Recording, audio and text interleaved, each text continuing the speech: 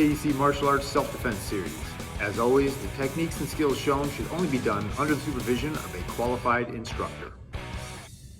All right, so let's start with the first principle of blocking. The first principle of blocking is that you can touch yourself faster than someone else can touch you. What exactly does that mean? What that means is that the further out you have to reach to stop somebody's block, the more timing it requires for you to pull that block off. So if someone's reaching out to touch you, they have to close that gap, whatever that distance is between you and them.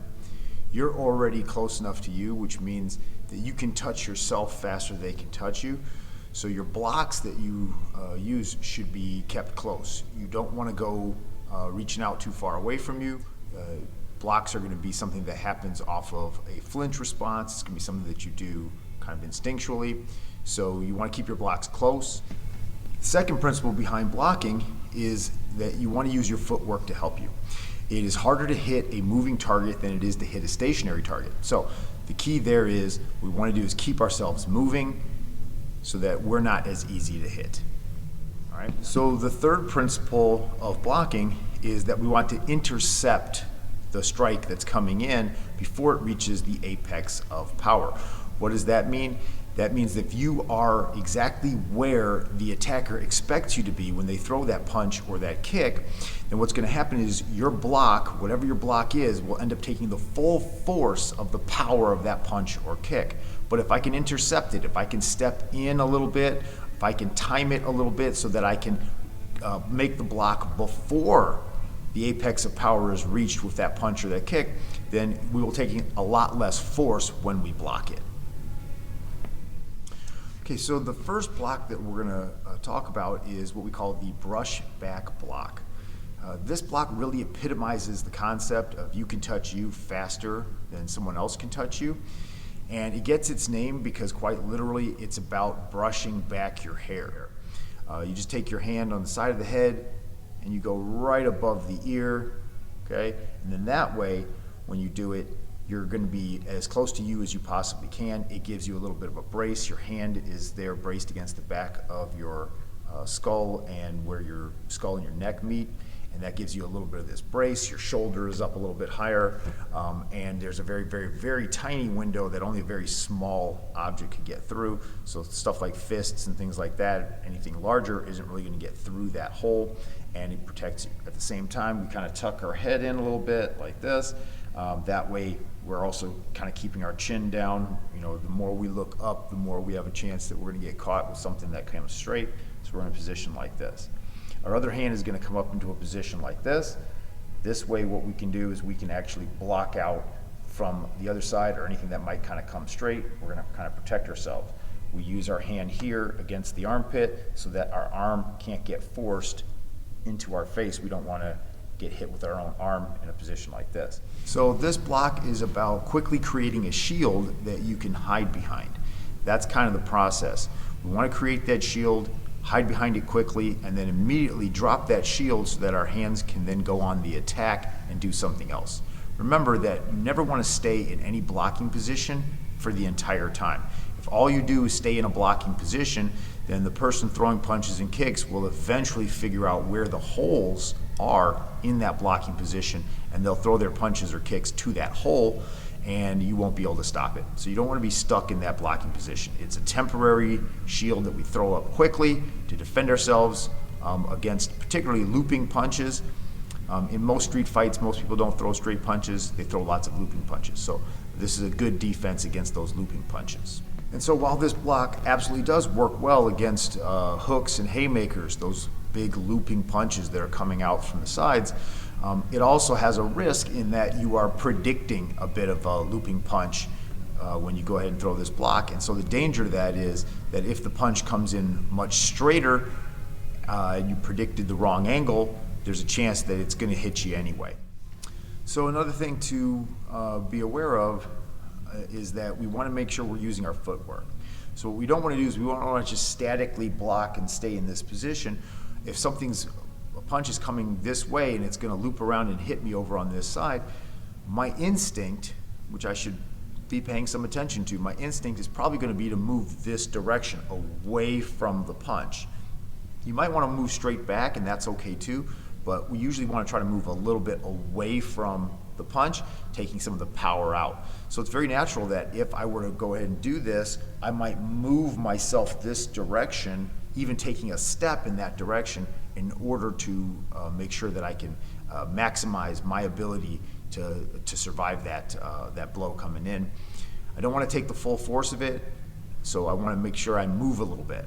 Okay? I can also step forward, stepping into the person as the punch is coming. That will cut off their apex of power, and that is where we start to intercept the punch with our block.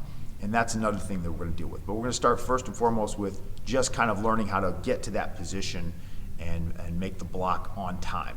That's really the main thing, is making it on time. Lastly, you want to remember that when we're making this block, we don't want to take our eyes off of the target. The person that's throwing those punches, we have to keep our eyes on them at all times. So what we don't want to do is we don't want to obscure our vision by doing something like this, because this will make sure that we cannot actually see that person. So what we want to do is come in here and have our position where we're still eyes forward, we're still looking at, and we can see what our opponent is doing. All right, everybody, so now we're going to go ahead and show you how we're going to do this brush back block. We're going to do this with a partner, so Xander's going to help me out with this demonstration. First and foremost, we're going to do this without any contact with anyone, just like we did without any of our other techniques. We start by learning what the motions are correctly first. The first block we're going to deal with is the brush back block. So what we're going to do first is always get ourselves to the non-threatening position or the ready position. So this means 1 foot forward, 1 foot back, and our hands are always up, out, in front. Okay? We're imagining in this circumstance that a person is throwing a punch, one of these big looping kinds of punches that's going to come around to the side, and we want to block that. So the process starts first and foremost with our footwork.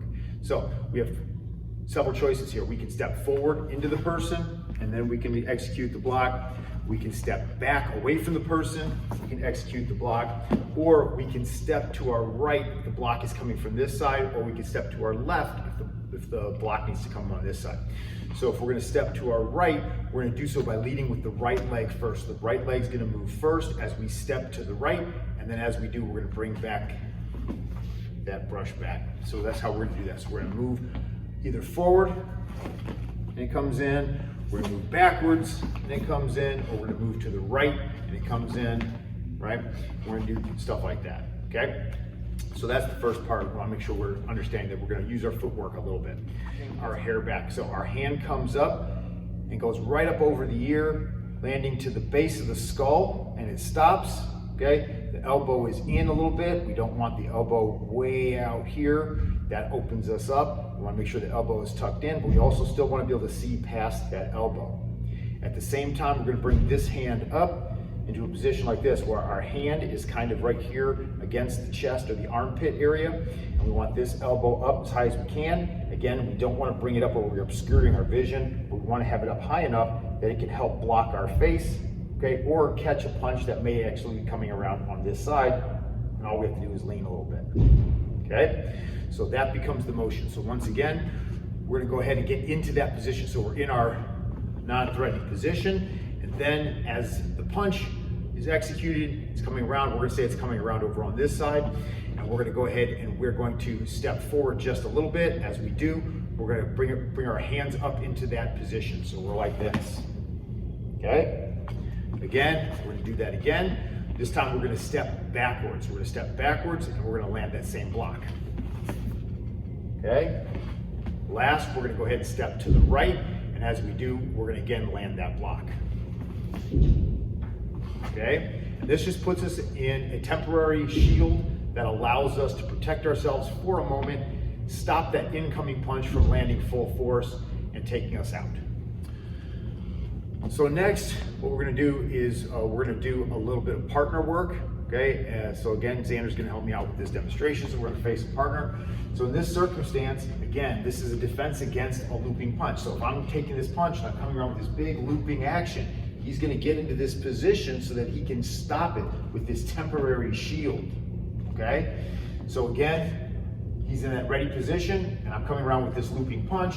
As this looping punch comes in, he's getting ready to block this. okay? The reason why this hand is up in this position here is because if I kind of try to fool him a little bit and I throw to this side and then I really come around to this side, that's still up and in a protected position. So again, he's at the ready position. And as I throw this punch, it comes around here, and then I suddenly come around this way, he's still protected. He's not gonna get hit as easily with that secondary punch. So that's what that's for. That's why we're gonna bring that up as well. It's creating this, again, this temporary shield that he can hide behind for a moment before he then counterattacks, okay? So once again, if I'm coming with this big punch, he's gonna block this out, okay? And if I'm coming off on the other side, he's gonna stay in that same position. Even if I throw this punch on this side right away, he doesn't have to change. He can go to this immediately, even on this side, because it's the same thing, okay? So he's in that ready position, and he thinks it's coming from this side because I'm doing this, so he's starting to do this, but then I really come this way, boom, he's still got that same protection. So that's why we're gonna do that. It's gonna give us that momentary protection on both sides,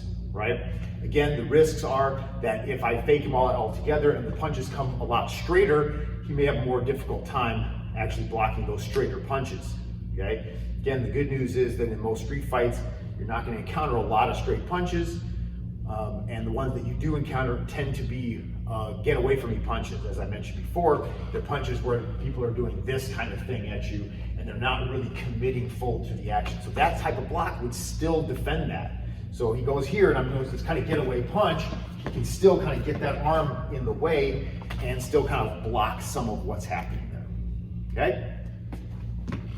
All right, so again, he's in the right position, and that wide swing looping punch comes around, boom, here, again, around, boom, here, and around, boom, here. And then he can do this, and he can step in towards me if he wants to cut me off a little bit early, boom, or he can step back, straight back away from me. He wants to just make sure, or he can step to this side and really absorb even more of the power to make sure that I can't hurt him.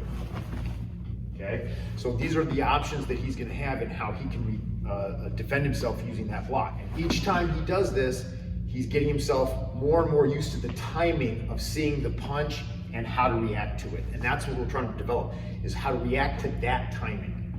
Okay, we're here, and this guy's going to throw this big punch. Boom, he steps in. Okay, same thing. If I'm in this position here, he's going to step in and throw this punch. Boom, I'm going to come in. Okay, now he's going to step back. Boom, right? I'm going to step back. Boom, right? And then he's going to step to the side. Boom, and I'm going to step to the side. Okay. All right, so once again, we can escalate the drill. We do that by introducing safety equipment. This way we can start going a little bit faster, and we can go with a little bit more power. So Xander's gonna have a mouth guard in, he's gonna put a helmet on, that way it'll protect him. Okay, I'm gonna wear a glove, that'll just protect my hand against the hard plastic front of that helmet. Remember again, helmets do not prevent concussions, so even when wearing a helmet, please go easy, don't hurt each other, all right? So, we're gonna do this, and we refer to this as the sucker punch drill. The idea behind the sucker punch drill is exactly what it sounds. I'm gonna keep my hand down here at the side. Xander's hands are gonna be down at the side. I'm gonna approach him, okay? As I do, he's gonna raise his hands to the non-threatening position, and then I'm gonna try to sucker punch him around this side, and he's gonna try to block me. Okay, so once again, we're in a position like this, and the sucker punch drill looks like this. So hands down to start. I start to approach, and he puts his hands up. This is his attempt to get me to stay back. I'm not listening. I'm trying to pretend like I'm not going to do anything, and then I'm going to try to sucker punch him with this big looping punch. As I do, he's going to get to this block position, and that's what it becomes, okay? And so now we're going to do that again. We're going to go ahead and reset, okay? And we're going to do this, and each time we do it, we're going to speed it up just a little bit, okay? So again, he puts his hands up, punch, okay? Again, puts his hands up, punch, okay, right position, then punch. Here we go, I approach, ready position, punch.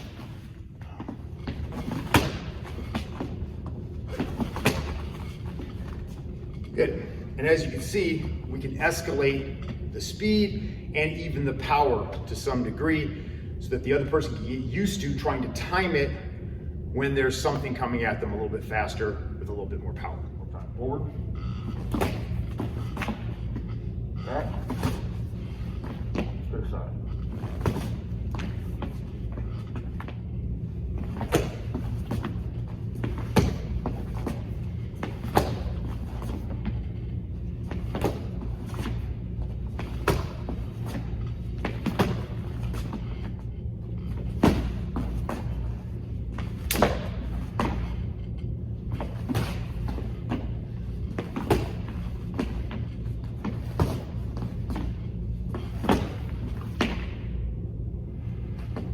As always, the techniques and skills shown should only be done under the supervision of a qualified instructor.